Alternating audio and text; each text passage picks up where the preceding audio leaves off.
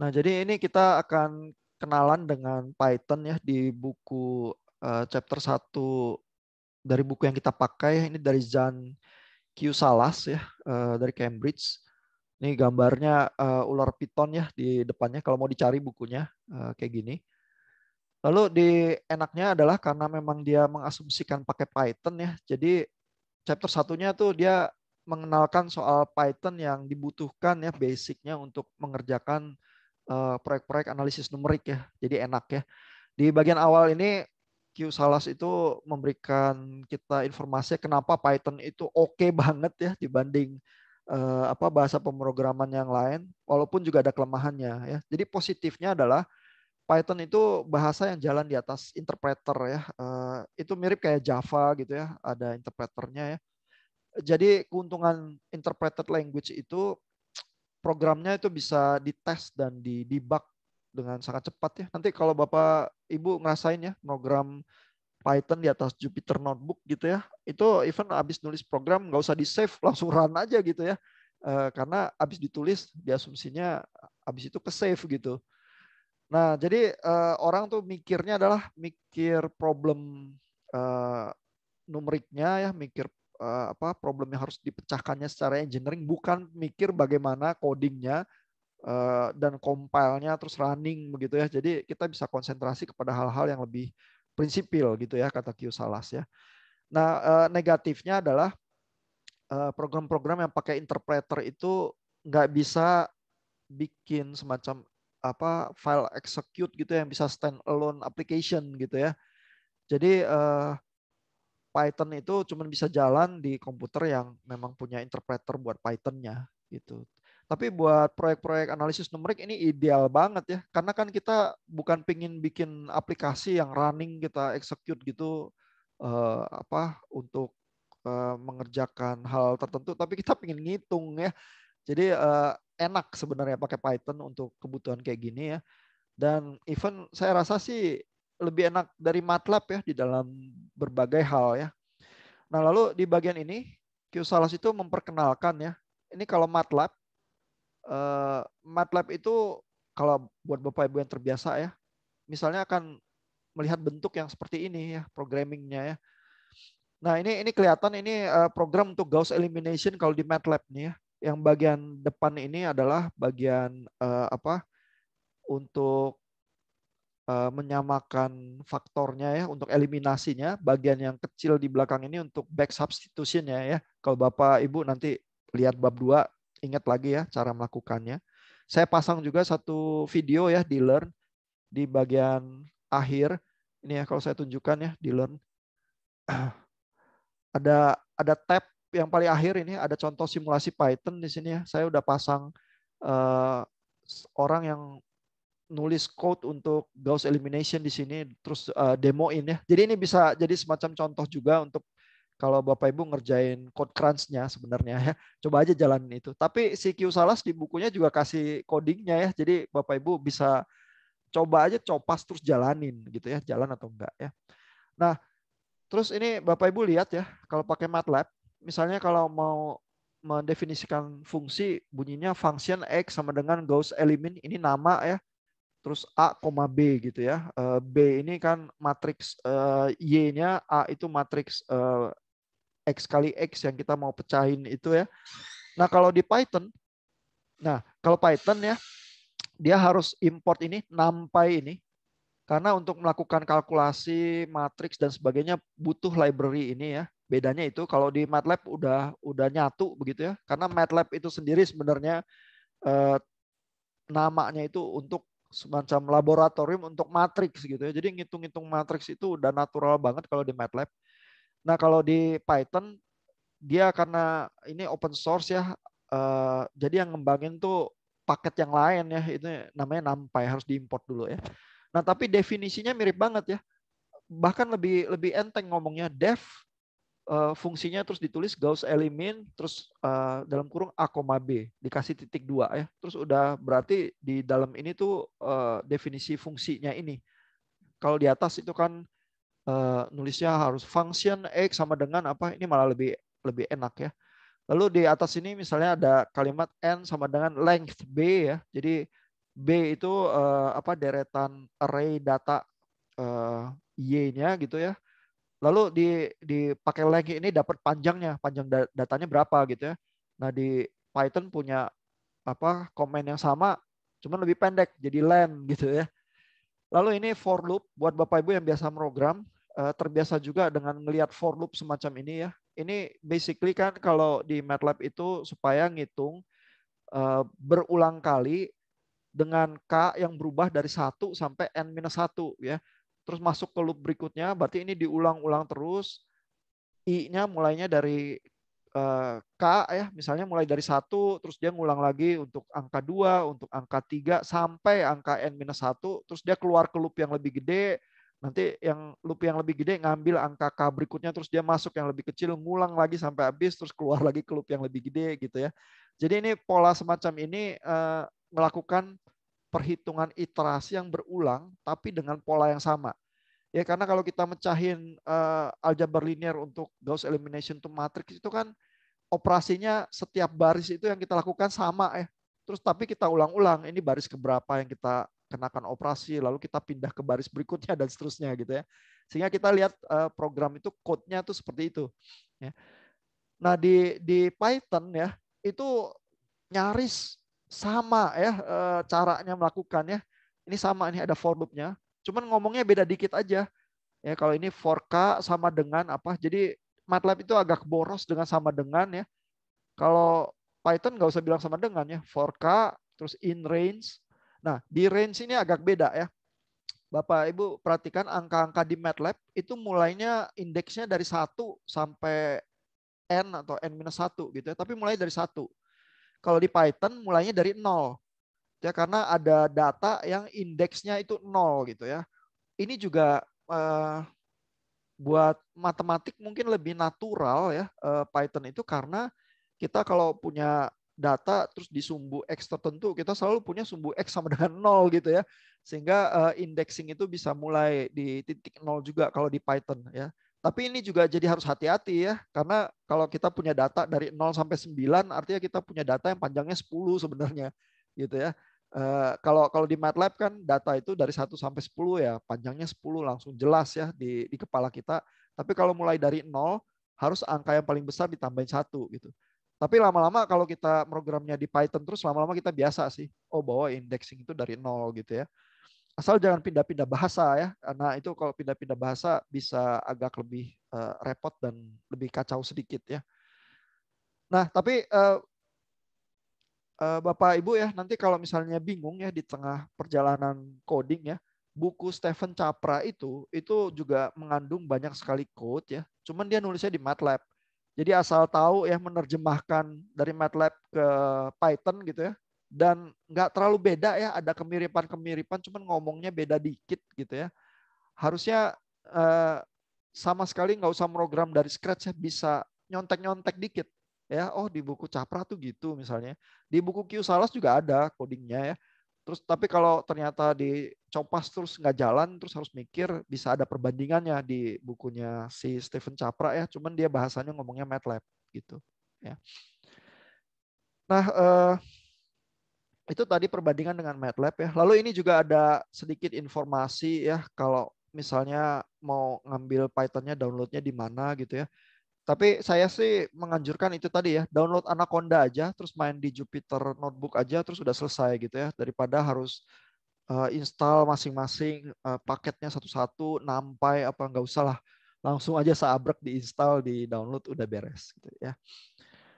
Nah lalu ini ada bagian sedikit Q Salas menjelaskan soal memperlihatkan komen-komen yang mungkin ya.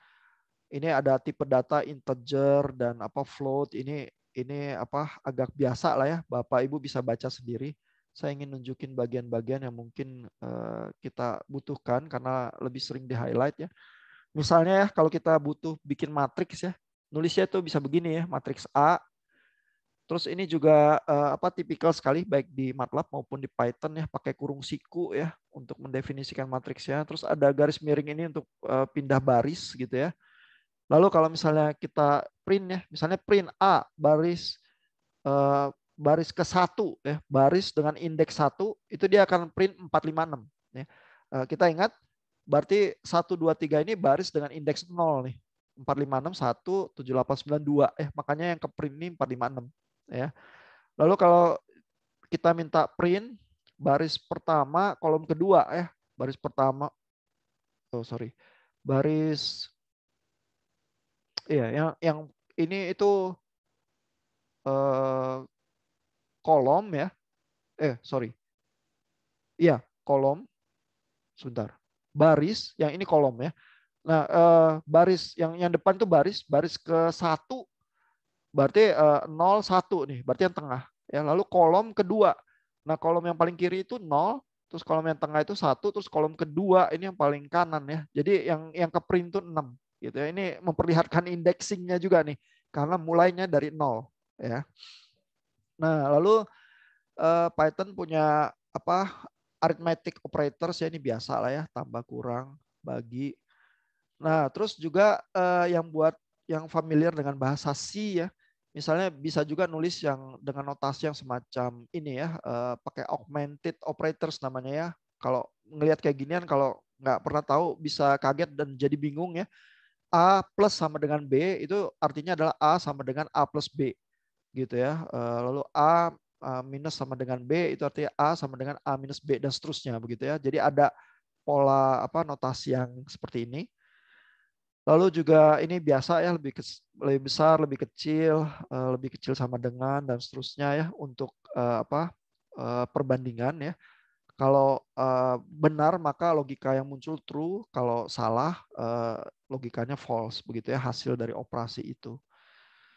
Nah, lalu juga seperti di banyak bahasa pemrograman ya, kita punya conditional statement ya, pola berpikir yang if kondisinya dipenuhi maka lakukan program bagian ini, kalau tidak lakukan yang lain gitu ya. Dan polanya kalau di Python itu if, terus elif, terus else gitu ya. Di bahasa yang lain suka ini bunyinya jadi else if ya, kalau di Python jadi elif gitu ya. Nah, ini ada contoh-contoh ya, bisa dilihat ini contoh-contoh sederhana banget ya. Lalu juga ada looping, kalau nggak mau pakai for loop bisa pakai while ya. While kondisinya terpenuhi, kerjain komen yang ada di dalam sini, atau kalau udah nggak terpenuhi, else kerjakan yang bawahnya begitu ya. Terus ada contoh programnya juga, bisa coba dibaca nanti ya. Nah, ini untuk konversi data ya, dari integer, float atau kompleks ya, ini juga dengan mudah bisa dikonversi ke bentuk yang lain ya dengan komen-komen sederhana ya. Lalu juga ada mathematical function yang basic ya untuk mencari absolut, mencari maksimum, minimum ya, untuk yang kalau ada satu deret data cari yang paling gedenya atau paling kecil ya. Terus ada untuk membulatkan ya. Lalu juga ada untuk compare gitu ya. Kalau A sama B, A lebih kecil dari B keluarnya -1, A lebih besar dari B keluarnya 1, kalau sama dengan keluarnya 0 gitu ya. Ini untuk membandingkan angka-angka gitu ya. Lalu apalagi ya mungkin yang penting. Sisanya Bapak Ibu bisa baca ya. Karena kalau kita kan belajar bahasa pemrograman itu kita selalu nggak usah tahu semuanya ya. Kita tahu yang secukupnya supaya kita bisa ngomong dan mecahin problem tertentu. Itu kan selalu ya yang kita lakukan. Sebenarnya belajar bahasa natural sehari-hari juga gitu ya. Bapak Ibu kalau belajar bahasa Korea atau belajar bahasa Jepang, belajar bahasa Jerman, belajar bahasa Prancis ya, kita tuh vocab itu munculnya itu lambat ya. Tapi kan kita nggak perlu ya tahu ratusan ribu kata dalam satu bahasa. Yang penting ya kalau saya jalan keluar, kalau saya kesasar, saya bisa ngomong, terus saya tahu jalan pulang ya. Itu mungkin cuma butuh berapa puluh kata atau berapa ratus kata untuk mulai gitu ya. Jadi yang penting belajar bahasa gitu ya. Jadi jangan panik ya kalau Python itu kok saya nggak tahu apa-apa gitu ya. Belajar secukupnya supaya bisa program ya. Terus sisanya kalau kita kebayang ya, kalau Bapak Ibu pernah belajar bahasa pemrograman yang lain ya, terus merasa harusnya di Python ada juga kali caranya untuk ngomong ini ya. Nah, itu bisa googling aja, lihat ya. Banyak sekali resources Python ya, dan kalau menemukan dengan cepat, oh caranya melakukan itu tuh begitu ya, tinggal dicontek gitu ya. Sama juga kayak kalau kita belajar bahasa natural, by itu kan cepet banget belajar bahasa ya.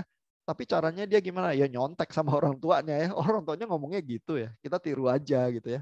Sama aja ya trik-triknya belajar bahasa ya. Jadi jangan jangan takut ya belajar bahasa pemrograman ya. Nah, terus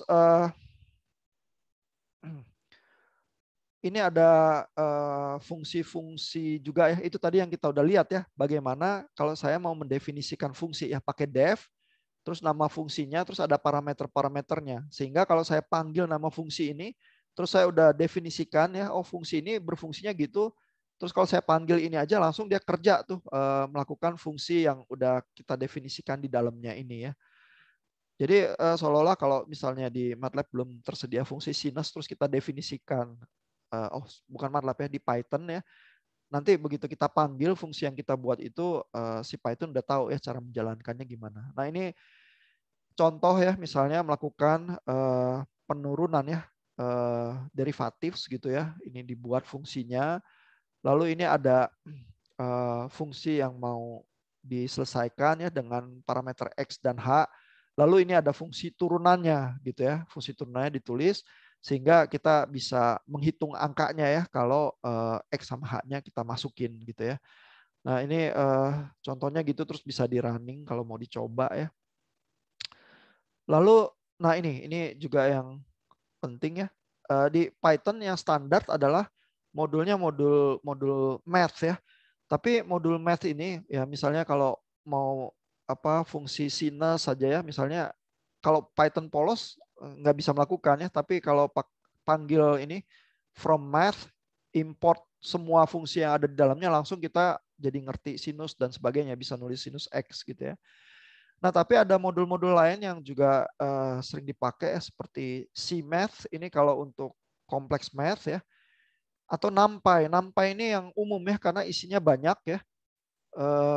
Terus biasanya panggil NumPy bisa sinus, bisa macam-macam juga ya. Nah, si QSalas itu menganjurkan supaya kalau kita ngimport dari paket tertentu, kita import terus nulis fungsi-fungsi apa aja yang kita butuhkan ya. Dia bilang karena kalau misalnya kita pakai banyak modul ya, misalnya ngimport math, terus ngimport NumPy juga, terus ngimport CMath gitu ya. Terus di masing-masing paket ini ada fungsi tertentu yang sama, misalnya sinus, sama-sama punya sinus. Nah, terus kalau kita nggak hati-hati, kita import semuanya, terus kita ngomong sinus, nanti dia bisa bingung ya, manggil sinus dari paket yang mana, gitu ya. Atau kalau nanti ada keanehan, kita nggak terlalu tahu itu anehnya karena apa ya. Kalau anjuran saya sih cobain aja pakai NumPy dulu ya yang lengkap. Terus kalau ada hal-hal tertentu lagi yang nggak bisa dilakukan baru ke yang lain ya.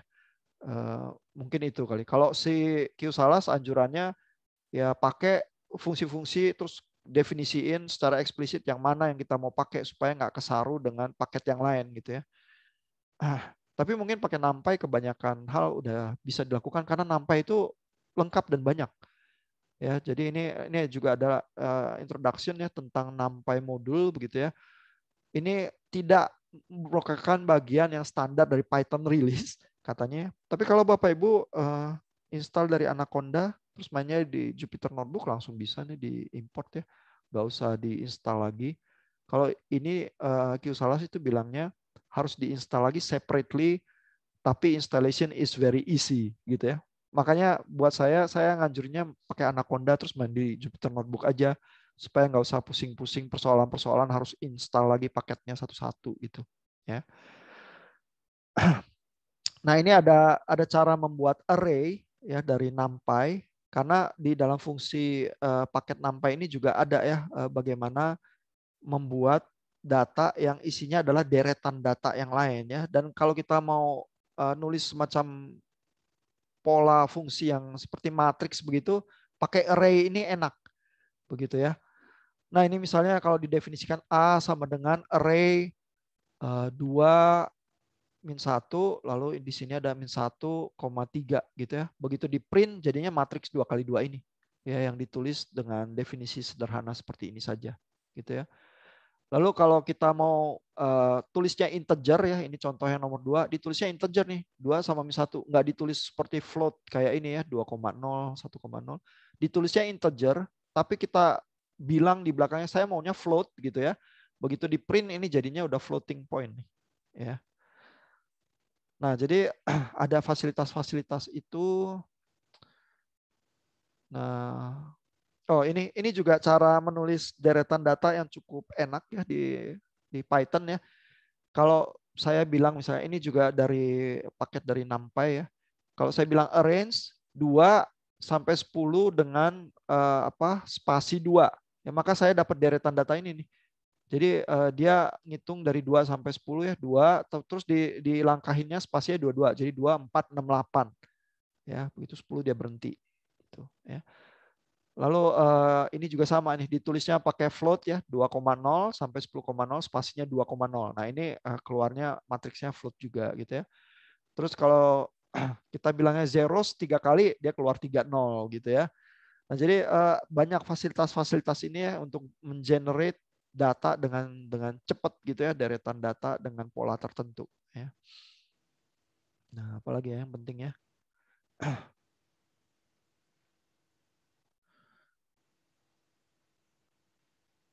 Nah, ini juga ada jadi perkalian matriks itu ya, dot product gitu ya misalnya ya, atau inner product ya. Ini udah didefinisikan juga di NumPy ya. Jadi kalau kita mau ngerjain perkalian matriks gitu ya, yang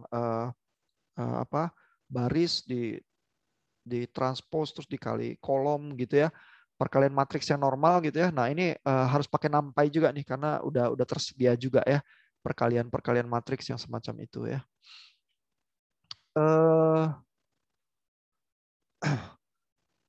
Ya, ini untuk aljabar linear juga ada paketnya tersendiri ya. Jadi bisa kalau mau khusus ngambil yang linear algebra bisa numpy.linear algebra ya, import misalnya. Ini standar banget ya untuk melakukan inverse terhadap matriks begitu ya. Nah, sebenarnya sih Bapak Ibu nanti kalau belajar Gauss elimination ya, itu salah satu teknik untuk bisa menghasilkan inverse matriks ya juga ya. Karena dengan memecahkan persamaan matriks yang dengan beberapa variabel itu, dengan kata lain sebenarnya kita secara gradual mengetahui inverse-nya ya, karena kan inverse dikali persamaan itu kita dapat jawabannya begitu ya.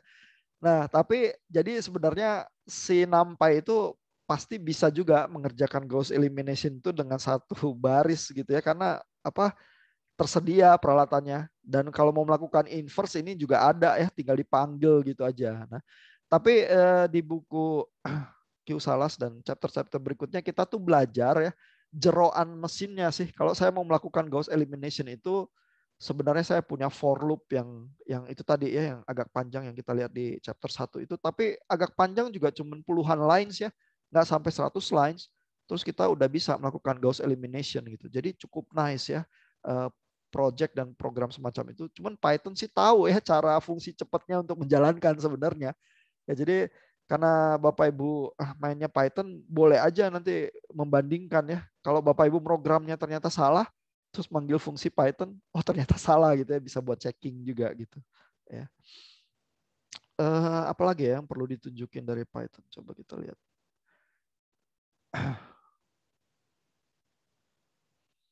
Oh ya, ini ada bisa factorization ya.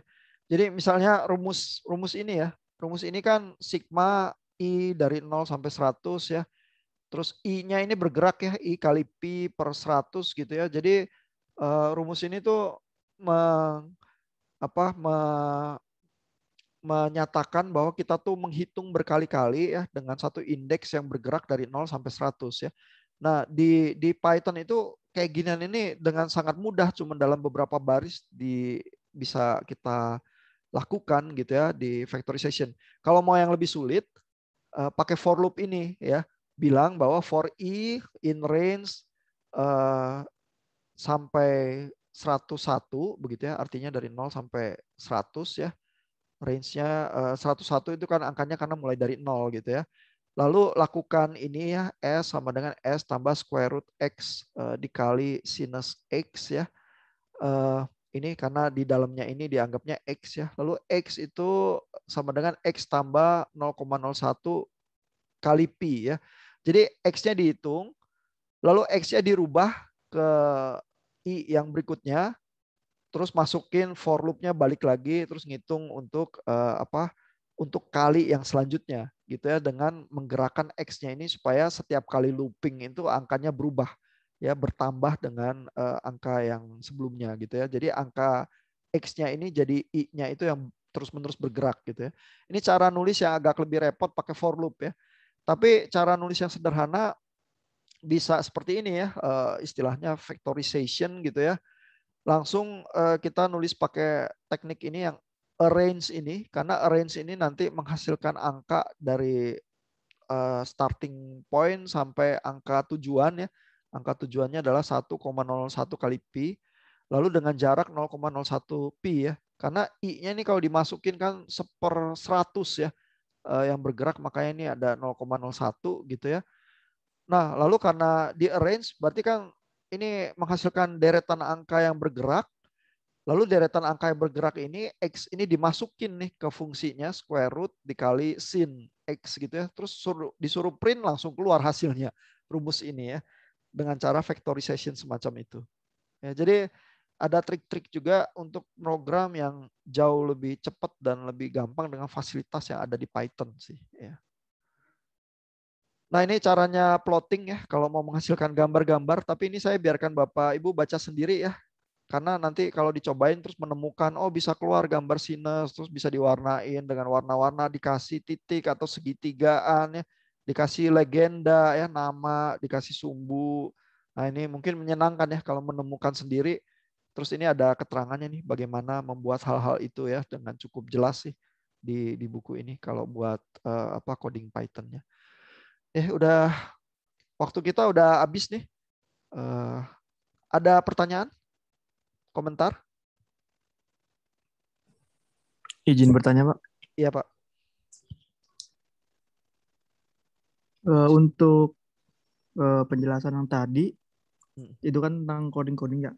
Jujur saya baru pertama kali mengenal yang namanya coding-codingan seperti ini karena sebelumnya belum pernah, Pak. Itu untuk materi berupa video running programnya itu ada nggak ya Pak di internet, Pak? Itu udah disediakan juga ya di ini ya, kalau Bapak Ibu nanti ke Learn ya, di bagian overview ini saya pasang 2 ini video yang saya buat ya. Ini membuat fungsi sinus Oke. juga untuk ngasih lihat apa caranya download Python-nya, Anaconda dan Jupyter Notebook gitu ya. Terus ini melakukan Fourier transform untuk melakukan apa analisis frekuensi dari sinus yang ada gitu. Jadi ini programnya pendek, sebenarnya untuk demo supaya cepat makainya gimana gitu ya. Lalu ini yang mendefinisikan fungsi kalau fungsinya lebih rumit yang pakai def function itu gitu. Nonton ini aja Pak 2, harusnya dengan cepat bisa mulai. Terus kalau untuk video yang Gauss elimination ini saya pasang lagi nih satu contoh yang lain nih. Dia nerangin operasi matriksnya sekalian, tapi operasi matriksnya nanti Bapak Ibu bisa baca di chapter 2-nya Q-Salas ya. Terus ada code Python-nya juga untuk melakukan itu. Ya. Harusnya sih dengan bekal itu dari nggak tahu bahasa pemrograman sama sekali bisa jadi dengan cukup cepat tahu sih. Cuman Pak Rizky berarti belum pernah program sama sekali ya Pak ya? Belum pernah. Karena Bahasa saya apapun Pak? basicnya belum pernah Pak. Karena Oke. basicnya di instalasi arus kuat ya, Oh, oke. Iya, iya. RKL ya. Tapi biasanya sih orang elektro selalu pernah belajar bahasa pemrograman apapun bentuknya ya, biasanya. Tapi kalaupun nggak belajar ya, eh, pemrograman itu basically logika ya. Jadi kalau biasa dengan matematik, dengan urutan kerja, mestinya sih nggak terlalu asing sih. Oke. Ya. Oke Pak, terima kasih Pak. Kalau misalnya Bu Jessica pernah belajar program nggak Bu? Pernah sih Pak. Waktu itu sempat belajar Python juga, cuma dasar-dasarnya aja sih Pak. Oh udah. Sama pernah pakai MATLAB juga kalau dulu. Oh iya. Berarti ya udah pernah semuanya nih, tinggal memperdalam aja ya. Yang Iya, tapi udah ya. lupa ingat sih Pak. Oh, bahasa memang selalu gitu, Bu. Kita lupain aja kalau nggak diperlukan, terus kalau diperlukan kita ingin ingat lagi. Karena kan caranya ngomong bisa banyak ya. Terus kadang-kadang bahasa itu jadi obsolete lagi ya. Zaman dulu engineer kalau 20 tahun yang lalu belajarnya Fortran. Sekarang nggak ada orang yang pakai Fortran gitu ya. MATLAB masih banyak, tapi kalau Python makin populer, lama-lama semua orang pindah ke Python nih. Nah, kita supaya nggak ketinggalan tren, kita belajarnya langsung Python aja ya. Coba saya cek lagi, misalnya Bu Rima pernah program juga nggak Bu? Pernah pakai C, Python, tapi emang dasarnya kebanyakan pakai C. Terus biasa juga pakai Dart, Flutter sih buat developer juga itu pernah. Jadi dasar-dasarnya adalah. Oh, oke. Berarti Pak Rizky ada teman-temannya kali Pak ya yang rada bisa program, nanti bisa tanya-tanya juga kalau ada kesulitan. Oke, terima kasih Pak. Saya coba mungkin belajar otodidak. Iya. Itu video-videonya kalau coba dicermatin, terus kalau bingung di pause atau apa, mestinya sih cukup juga sih. Terus sambil baca Q Salas gitu. Ada pertanyaan lagi, komentar dari Bapak Ibu yang lain? Oh, saya ingin tanya, Pak. Ya. Izin tanya, Pak. Iya, Pak. Yang itu, Pak, yang kan ada 3 activity ya, Pak ya. Salah satunya itu yang kita bikin dalam 1 semester ini bikin 3 kali video itu ya, Pak ya.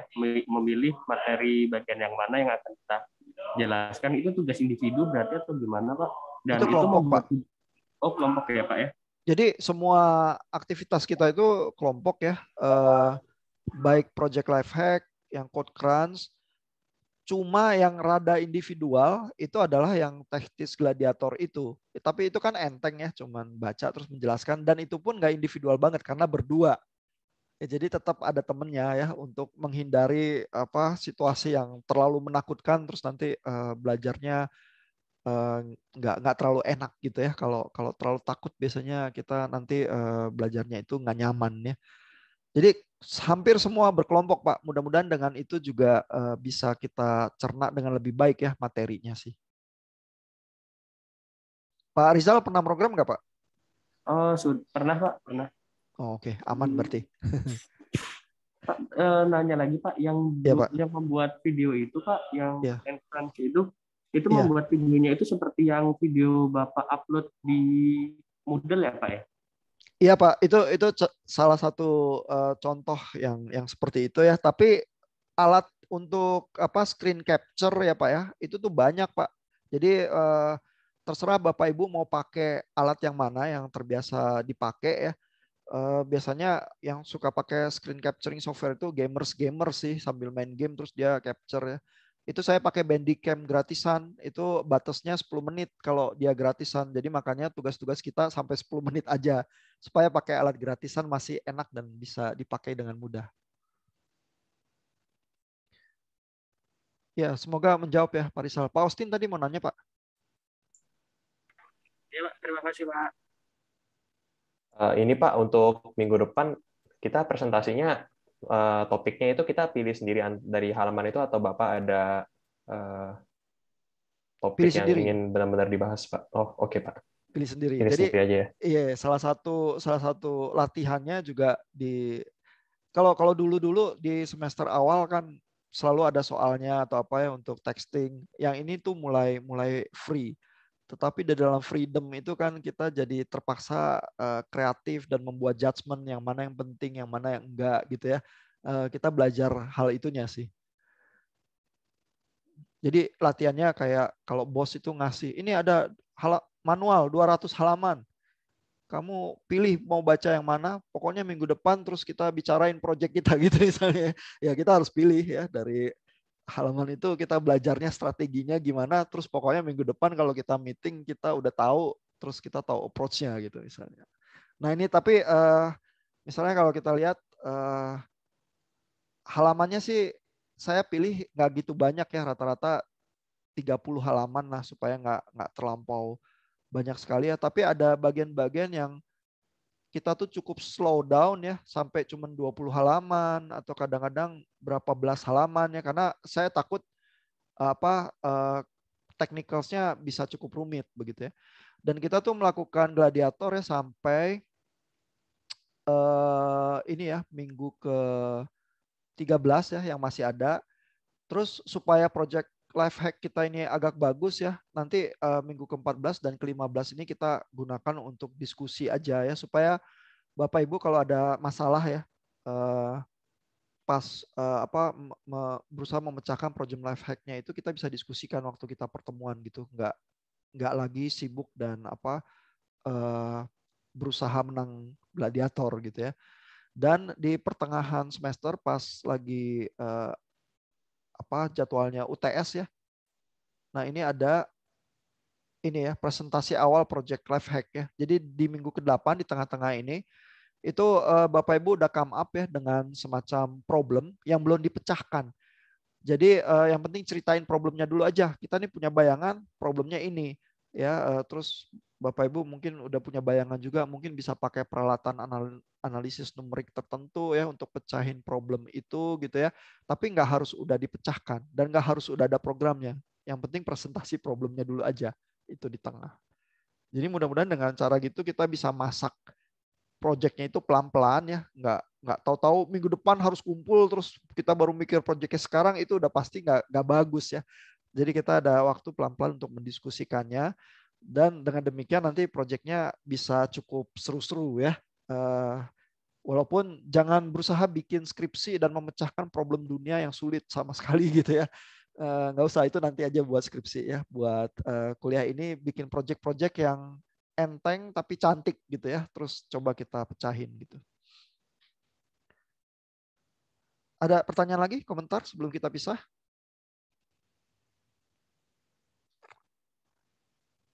Aman ya. Dan jangan lupa ya bahwa Bapak Ibu punya teman-teman seperjalanan selama 1 semester ini. Jadi kalau bingung atau panik, ini ya, reach out ya ke teman-temannya supaya bisa belajar sama-sama ya. Terus mudah-mudahan semua tugas-tugas kita itu tidak mensyaratkan kesempurnaan ya, tetapi yang penting Bapak Ibu bisa progres, bisa program, bisa menjelaskan sedikit banyak begitu ya. Terus kita belajar sesuatu dari seluruh aktivitas kita itu, terus Bapak Ibu dapat nilai dan lulus ya. Jarang sekali yang nggak lulus di kuliah ini sih. Tapi kuliah ini memang bisa challenging ya, walaupun nggak bikin orang nggak lulus. Ya. Oke Bapak Ibu, thank you untuk perhatiannya. Udah injury time setengah jam. Sorry juga karena tadi bicara silabus lama ya. Nanti minggu-minggu depan kita batasin 1 jam aja atau paling enggak molor 15 menit aja ya. Thank you Bapak Ibu. Selamat istirahat. Kita ketemu lagi minggu depan. Terima kasih Pak Ihan. Selamat malam. Terima kasih Pak. Selamat malam Pak. Terima kasih Pak.